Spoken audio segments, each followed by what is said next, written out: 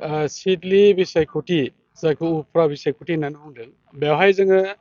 गासै सिडलि बियाबाव थानाय मोनफ्रोमबो गामिनि रायजो राजाफोरजों आरो इन्टेलेक्सुयेलफोरजों रायज्लायनायजों लोगोसे जोङो मेल मिटिं खुंनानै बेखौनो नुनो हाबाय जे अलरेडि रायजो राजाफ्रा डिसाइड लाबाय बिथांमोनहा ओरैबायदि माने बै नैबे 13 थारिख दिनखौ नेनानै दङ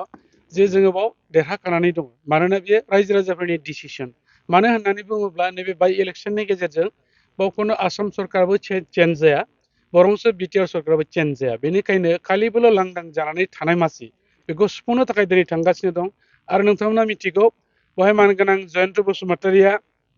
एमएलएबो जाखांबाय बिनि उनाव बिथांखौ जोङो एमपिआव लाबोनाय जाबाय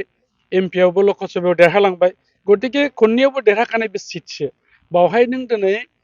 बिपिएफनि माखासे लाइमोन दैदेनगिरि माबा माबि नामाकरन होनानै बिथांमोना फोसावदिंलाबायदों जोङो हाथे बाजारि नुदों बेफोर खालि भुवाया बेनो जे बिथांमोना दिनै रायजो राजाफोरजों फेस जानो हायाखै फेस टु फेस जानानै मिटिं खुंनाय रायज्लायनो हानाय बिथांमोननि साहस गैया खारन बिथांमोना 17 बोसोराव जेरैबायदि खामानि मावबोदों रायजो राजा बिथांमोना नुदों जे प्रतिश्रुति होदोंमोन जेबो मावनो हायाखै बेनिखाय बिथांमोना मा खालायगोन खामानिथ' जेबो गैया दा इलेक्सननि नामाव बिथांमोना भट बिनो थाखाय हाथे बाजारै थांदों जे बाथ्राफ्रा नंखाय बाथ्रा बेखौ फोसावदिंलाबायदों आरो नोंथांमोना नुदों आं बायनेम बुंनो नागिरदों दिनै बहाय जोङो कास्टम बसुमतारिखौ नुदों बहाय जोङो प्रहलाद नार्जारिखौ नुदों बहाय जों रिन्जय नार्जारि बिथांमोनखौ नुदों जाय बिथांमोना मोनसे समाव दुलाराय बर' फरायसा आफादावनो खामानि मावदोंमोन नाथाय माबा मोनसे जाहोननि थाखायनो साथामबो दुलाराय बर' फरायसा आफादनिफ्राय बोख्लायजानाय बिथांमोना सोद्रोमाफोर दा बिथांमोना जे बाथ्राखौ बुंदों गासिबो बाथ्रा नंखाय आरो बेवहाय आरो सासे दंबावो जितेन मुसाहारि नोंथांमोना नुदों तामुलपुरनिफ्राय फैनानै बुंदों बिथाङा ओरैबायदि बाथ्रा बुंबाय कन्ट्रभार्सि बबेबा केम्पेइन खालायनो थांनायाव सोरबा धोरोमारिखौ दिनै बुंनानै लादों खिन्थु जोंनि इउपिपिएल दोलोआ खुनु धोरोमनि धोरोमारि आफाद एबा खुनु धोरोमखौ जों आघात होनानै दिनै राजनिति एबा नैबे फोसावदिंनाय हाबाफारियाव जों जेबो हाबाफारि लायाखै जों खालि बेखौल' बुंगोन जोङो मा खामानि मावनो नागिरदों जों गोबाव सम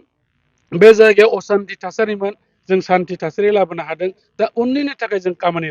मावगासिनो दङ लोगोसेयै बिटिआर बे हालामाव आथिखालनि जे गुबुन गुबुन जाथि गस्थिनि रायजो राजाफोर बिथांमोनहाबो बे जोंनि इउपिपिएल दोलोजों थानानै खामानि मावनो नागिरदों मोनसे समाव हाग्रामा महिलारि बिथाङा बेयाव थानाय बिभिन्न जाथि गस्थिखौ बिथाङा मोजाङै सामलायनो हायैखाय बर' अनाबर'निबो सृष्टि जादोंमोन नाथाय बे थासारिया दिनै गैलिया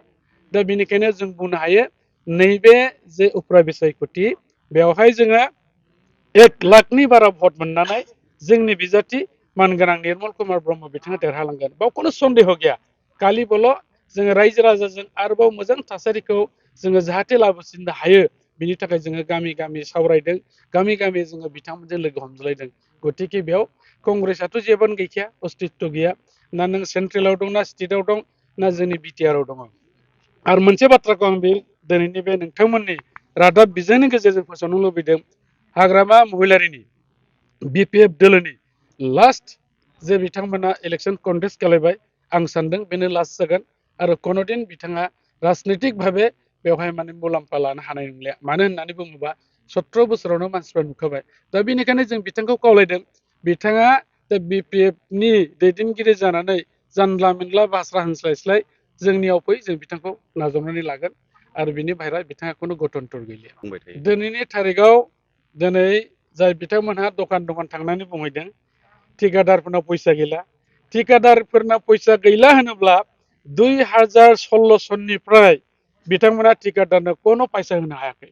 दिनै बिटिआर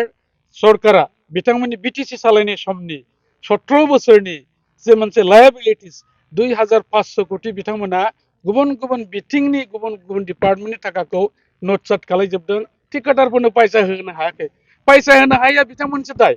जोंनि दाय नङा दिनै बिथांमोना बुंदों ना बेदर नाङाखैनो मैगं थाइगं नाङाखैनो आंथ' बेयाव 28 थारिखनिफ्रायनो दङ बे लेखायाव जोङो केम्पेइन खालायनानै बेलासियाव हाथायाव हाबो माथो ना बेदरखौनो जों मोनहैया गासिबो नांजोबो रम रमा सोलिगासिनो दङ दा बिथांमोननि खोथाफ्रा गावसिनि खोथायावनो गावसोरनो माने फान्दायनानै लानाय बाथ्रा गोजा असमियाव मोनसे बाथ्रा दङ कटाते कटा जाय कटाते बटा पाय नों मोजां बुङोबा नों बहायनो पुरस्कारबो मोनगोन नोंनि बुंनाया जायाबा बहायनो नोङो दानगार जागोन दा बिथांमोननि बुंनाया गावसोरखौसो बुंनानै लादों 17 बोसोराव मानो बिल होनो हायाखै 2500 कोटिखौ सोर जाजोबखो जोंनो दिनै हिसाब नांगौ दिनै जाय बिथांमोना हाथाय हाथाय थांनानै केम्पेइन खालामदों बिथांमोननि आं दिनै सोंदों बिथांमोना जुदि हेम्मत दङब्ला ठिकादारफोरनो मानो फैसा होनो हायाखै 2500 कोटिया मानो लायाबिलिटि गालांखो बेखौ आं बिथांमोननाव जबाब बिनाय जाबाय